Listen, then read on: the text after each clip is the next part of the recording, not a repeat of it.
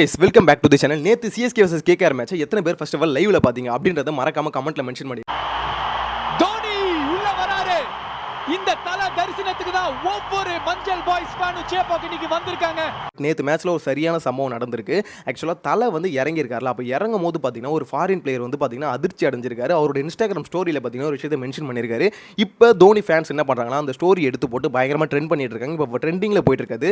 So அது என்ன அப்படின்றத டீடைல்டா பார்க்கலாம். ஆக்சுவலா தல இறங்கினாலே ஏதாவது சம்பவம் தாங்க பண்றாரு. ஒன்னு அடி நவுத்திடுறாரு, இல்ல ஒரு இறங்கி பேட்டை தூக்கி சும்மா காமிச்சாலே போதும் அங்க ஸ்டேடியமே அதிருது. ஸோ அந்த அதிர்ச்சியில தான் பாத்தீங்கன்னா நேற்று ஒரு விஷயம் நடந்திருக்கு. ஸோ அது என்னன்றதை பார்த்துக்கலாம். நம்ம சேனல் ஃபர்ஸ்ட் பார்த்தீங்கன்னா சப்ஸ்கிரைப் பண்ணிக்கோங்க. வாங்க வீடியோ கொள்வோம். நேற்று மேட்ச் லைவ்ல பார்த்தவங்களுக்கு தெரிஞ்சிருக்கும். இது வந்து பார்த்தீங்கன்னா கொஞ்சம் லோ ஸ்கோர் கேம் தான் வச்சுக்கோங்களேன். ஸோ லோ ஸ்கோர் கேம்னாலே பெருசாக 6-4 இருக்காரு, ரொம்ப என்ஜாய் பண்ணுறதுக்குலாம் ஒன்றும் இருக்காது கிரவுண்டில் அப்படின்ற மாதிரி தான் நினச்சிருந்துருப்பாங்க. அதே மாதிரி தான் ஆக்சுவலாக நடந்துட்டு இருந்தது டுவர்ட்ஸ் எண்டு வரைக்கும். பட் எண்டில் ஒரு சம்பவம் நடந்ததுங்க. ஆக்சுவலாக எண்டு வரைக்கும் பார்த்தீங்கன்னா கொண்டு வந்தது காரணம் யாருன்னா ருத்ராஜ் தான். ருத்ராஜ் தான் பார்த்தீங்கன்னா ஸ்டார்டிங்லேருந்து எண்டு வரைக்கும் ரொம்ப பொறுமையாக ஆடி ஒரு ஓவருக்கு ஒரு 4 அடிச்சா போதும், லோ ஸ்கோர் தான். ஸோ இந்த ஸ்கோர் வந்து ஈஸியாக சேஸ் பண்ணிடலாம், ரொம்ப வந்து பார்த்தீங்கன்னா 6-4 அடிக்க வேணாம் அப்படின்ற மாதிரி யோசிச்சிருந்தாரு. அண்ட் அதோட சிஎஸ்கே கேப்டன் ருத்ராஜ் கைக்வாட் அவரோட முதல் 50 ஆஸ் a கேப்டன். ஸோ அதே மாதிரி பார்த்தீங்கன்னா ஒரு ஓவருக்கு ஒரு 4 அப்படின்ற மாதிரி அடிச்சு கொண்டு வந்திருந்தாரு. ஃபைனல் வரைக்கும் கொண்டு வந்திருந்தா வச்சுக்கோங்களேன். ஆனால் கிரெடிட்ஸ் வந்து ருத்ராஜுக்கு போச்சா அப்படின்னு கேட்டிங்கன்னா ஒரு பக்கம் பார்த்தீங்கன்னா ருத்ராஜை வந்து எல்லாம் பாராட்டுறாங்க, இந்த மாதிரி ஓகே கேப்டனாக சூப்பராக ஆடி இருக்காரு அப்படின்ற மாதிரி. பட் அதை தாண்டி ஒரு சம்பவம் நடந்தது. இப்போ தோனி இறங்க போகிறாரு நியூஸ் தான், அதாவது வருவார் பேடை கட்டிட்டாரு அப்படின்ற மாதிரி தான் எல்லாம் தெரிஞ்சுட்டு கத்த ஆரம்பிச்சிட்டாங்க. பட் அங்கே ஒரு சம்பவம் நடந்தது. ஜடேஜா வந்து என்ட்ரி கொடுத்தாரு. ஸோ எல்லாம் அதிர்ச்சி ஆகிட்டாங்க, என்னடா இவன் வரேன் அப்படின்ற மாதிரி.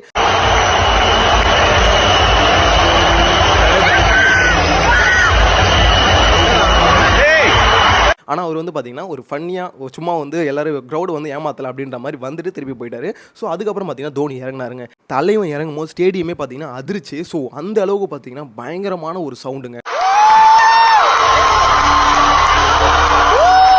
அந்த சிங்க நடைய போட்டு உள்ள களத்துல இறங்குறாரு போர்க்கண்ட சிங்கம். டிவியில் பார்க்குற எனக்கே பார்த்தீங்கன்னா அந்தளவுக்கு கூஸ் பம்ப்ஸாக இருந்தது. ஆக்சுவலாக அந்த மியூசிக்கும் தோனி இறங்கும் போது ஒரு சேர் சவுண்டும் பார்த்தீங்கன்னா வேறு லெவலில் இருந்ததுங்க. இது நம்மளுக்கு மட்டும் பார்த்தீங்கன்னா கூஸ் பம்ப்ஸாக இல்லை, ஆக்சுவலாக ஆப்போசிட் டீம் இருக்காங்க கேகேஆர், அதில் பார்த்தீங்கன்னா ரசல்லாம் பார்த்தீங்கன்னா காதை பொத்திக்கிட்டாரு. ஸோ அந்த அளவுக்கு பார்த்தீங்கன்னா சவுண்டு.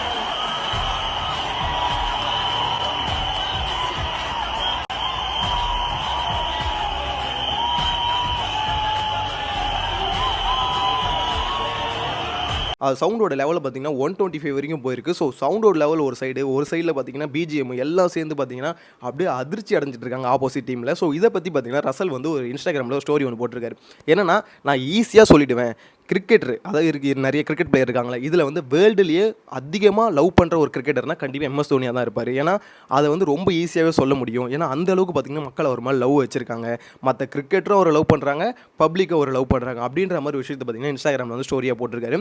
ஸோ இதை வந்து பார்த்தீங்கன்னா ரசல் இந்த மாதிரி போட்டதை வந்து எடுத்து ட்விட்டரில் போட்டு பயங்கரமாக ட்ரெண்ட் பண்ணிட்டு இருக்காங்க. ஆக்சுவலாக எல்லாம் எப்படி ட்ரெண்ட் பண்ணிட்டு இருக்காங்கன்னா, எங்களுக்கு வந்து சென்னை மட்டும் ஹோம் கிரவுண்ட் இல்லை, ஆல் ஓவர் இந்தியாவில் தோனி எங்கே ஆடுறாரோ எல்லாமே எங்கள் ஹோம் கிரவுண்டு தான் அப்படின்ற மாதிரி பார்த்தீங்கன்னா பயங்கரமாக ட்ரெண்ட் பண்ணிட்டு இருக்காங்க.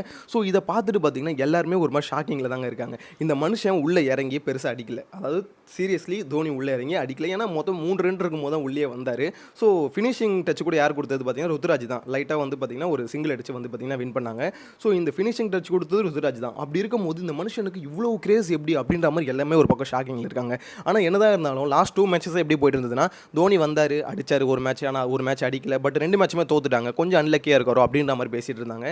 பட் இன்னைக்கு தலை இறங்கும் போது அந்த கூஸ் பம்ப்ஸ் இருக்குது பார்த்தீங்களா, அதை பார்த்தாலே தெரிஞ்சிருக்கும். யார் என்ன வேணால் பேசிட்டு போட்டோம், எங்களுக்கு தலை உள்ளே வந்தாலே போதும் அப்படின்ற மாதிரி தான் பார்த்தீங்கன்னா மெஜாரிட்டி ஃபேன்ஸே இருக்காங்க. ஆக்சுவலாக எல்லாருமே எப்படின்னா, கேம் ஜெயிச்சிடும், சிஎஸ்கே கேம் ஜெயிச்சிடும் ஃபஸ்ட்டு 2 மேட்சஸ். அந்த கேம் ஜெயிச்சதுக்கப்புறம் வெளியே வந்ததுக்கப்புறம் எல்லாம் என்ன சொல்லுவாங்க, நான் 4000 6000 கொடுத்து டிக்கெட் எடுத்து வந்தேன், எதுக்காகனா தோனியை வந்து பார்க்கணும் அப்படின்ற ஒரு ரீசனுக்காக தான் டிக்கெட் எடுத்து வந்தேன். பட் அந்த மனுஷனை நான் பார்க்க முடியல, கொஞ்சம் அப்செட்டாக இருக்குது. கேம் ஜெயிச்சிட்டோம், சிஎஸ்கே வின் பண்ணிடுச்சு, ஓகே அதெல்லாம் ஓகே ஒரு பக்கம் இருக்கட்டும். பட் தோனி வந்து களத்தில் இறங்கியிருக்கணும் அப்படின்ற மாதிரி ஆசைப்பட்டாங்க. பட் அது நடக்கல அப்படின்ற மாதிரி ஃபீலிங்காக போயிட்டு இருந்தாங்க. அதே மாதிரி இதுக்கு முன்னாடி நடந்த 2 மேட்ச்சில் வந்து பார்த்தீங்கன்னா தோத்துட்டோம், இருந்தாலும் பரவாயில்ல தோனியை களத்தில் வந்து பார்த்துட்டோம். ஸோ அப்படின்ற மாதிரி ஹாப்பியாக போயிட்டு இருந்தாங்க. நேற்று வந்து பார்த்தீங்கன்னா மேட்சையும் வின் பண்ணி தோனியும் பார்த்துட்டோம், ரொம்ப ஹாப்பிங்க அப்படின்ற மாதிரி பார்த்தீங்கன்னா ஒவ்வொருத்தரும் அந்த கேம் முடிஞ்சதுக்கப்புறம் அந்த ரிவ்யூ கேட்பாங்களா. ஸோ அதில் சொல்லும்போது அவ்வளோ வந்து அவங்க ஹாப்பினஸ் வந்து ஷேர் பண்ணிட்டு இருக்காங்க. ஆக்சுவலாக இந்த வருஷம் பார்த்தீங்கன்னா தலை சீரியஸ்லி ஒரு விஷயம் வந்து வேணும்னே பண்ணுறாரு. என்னன்னா, இந்த மாதிரி ஃபைனலாக நம்ம இந்த வருஷம் தான் ஆட போகிறது. ஸோ அதனால் பார்த்தீங்கன்னா எல்லா கேமும் ஒரு என்ட்ரி ஒன்று கொடுத்துருவோம், மக்கள் வந்து சந்தோஷமாக போவாங்க அப்படின்ற மாதிரி யோசிச்சாரா என்னன்னு தெரியல.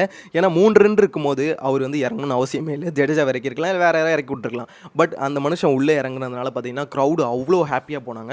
ஸோ அது அவருக்கும் தெரிஞ்சிருக்குன்னு தான் நினைக்கிறேங்க. என்னை பொறுத்த வரைக்கும் அந்த மனுஷன் வந்து ஒரு லெஜண்ட், ஒரு மித்து, என்ன வேணால் சொல்லலாம். பயங்கரமான ஒரு கிரேஸ் வந்து எல்லாருக்குமே இருக்குது. ஸோ இதை வந்து பார்த்திங்கன்னா நம்ம என்ன தான் ஓகே ஒரு தோனி ஃபேனாக நம்மளுக்கு வந்து பிடிச்சிருந்து சந்தோஷமாக அந்த ஹாப்பினஸ் வந்து ஷேர் பண்ணியிருந்தாலும், பட் நிறைய சில ரிவ்யூவர்ஸில் என்ன சொல்லிட்டு இருக்காங்கன்னா, இது ஓகே நல்லா இருக்குது பார்க்குறதுக்கு, பட் ஆனால் ஒரு கேமை தாண்டி ஒரு மனுஷனை லவ் பண்ணுறது வந்து கொஞ்சம் அதிகமாக போதும் அப்படின்ற மாதிரி சொல்கிறாங்க. ஸோ உங்களோட தாட்ஸ் என்னென்னு மறக்காமல் கமெண்ட்டில் மென்ஷன் பண்ணுங்கள். நெக்ஸ்ட் வீடியோவில் மீட் பண்ணலாம். Bye by.